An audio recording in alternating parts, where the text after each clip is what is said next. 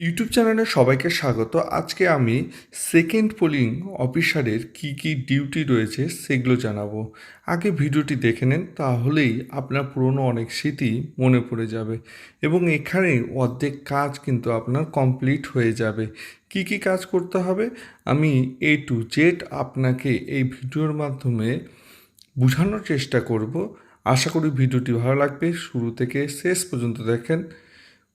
ভোটদাতা first বোলিংয়ের পর আপনার কাছে আসবে এবং একটি সিরিয়াল নম্বর আপনাকে বলবে। আমার অভিজ্ঞতায় অনেকে সিরিয়াল নম্বর বলে দিচ্ছে মুখে মুখে, তাও আপনি একবার ভেরিফিকেশন করে নেবেন। সিরিয়াল নম্বর এই 17A-তে লেখার পর আপনি বাম তর্জনীতে সুন্দর একটা কালির দাগ টানবেন।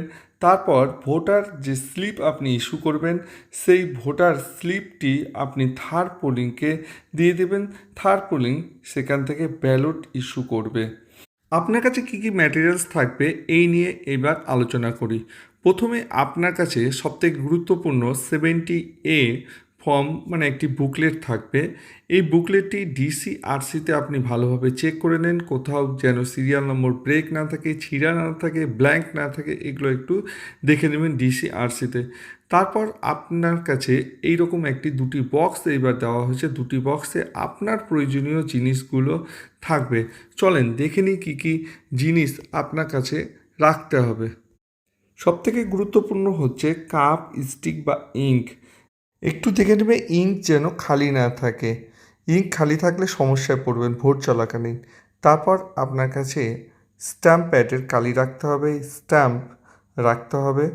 তারপর আপনার কাছে থাকবে কাপড় বা ক্লথ। তারপর আপনার কাছে থাকবে ভোটার স্লিপ। ভোটার স্লিপ কী করে ফিল আপ করতে হয় চলেন একটু দেখে নিই। এখানে আপনি দেখতে পাচ্ছেন কলম 1 of the register of voter. ধরেন রেজিস্টার অফ ভোটার কলম হচ্ছে 2, তাহলে আপনার যে 70A-তে 2 থাকবে serial number. Serial number of elector of inter in the electoral Rolle's. তাহলে আপনাকে যে সিরিয়াল নম্বরটা ফার্স্ট পোলিং বলে দেবে সেটা কিন্তু আপনাকে এখানে লিখতে হবে, বা ভোটদাতাই বলতে পারে। তারপর আপনি সিগনেচার করবেন।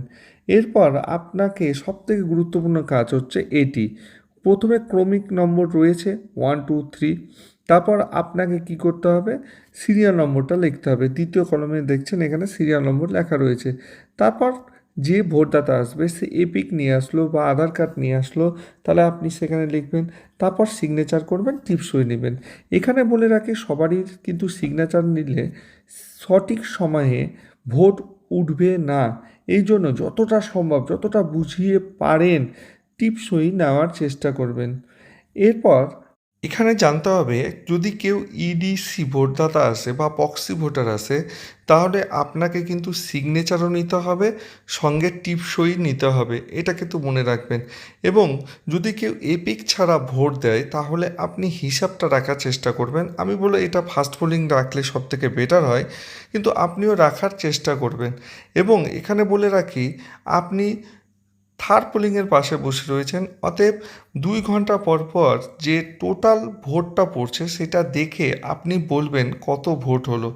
তারা যে কোনো এজেন্টকে বলে দেবেন না, এজেন্ট জিজ্ঞাসা করলো আধ ঘন্টা পর পর কত ভোট পড়েছে, আপনি বলবেন না। কিন্তু টোটাল ভোটকে মিলিয়ে আপনি কিন্তু বলবেন এবং তার সঙ্গে সঙ্গে আপনি ফার্স্ট পোলিংয়ের সাথে একটু আলোচনা করে নেবেন মেল ফিমেল ঠিক মিলছে কি না। তারপর আপনি কিন্তু বলতে পারেন। এরপর আপনি স্ক্রিনে দেখে নেন, একটু পড়ে নেন দয়া করে, তাহলে আপনার টোটাল ধারণা ক্লিয়ার হয়ে যাবে। এখানে লেখা রয়েছে কেউ যদি আপনার ভোট গ্রহণ কেন্দ্রে এসে আপনার এতে সিগনেচারও করবে না এবং টিপসই দেবে না, তাহলে কি করতে হবে সেই সম্পর্কে লেখা রয়েছে।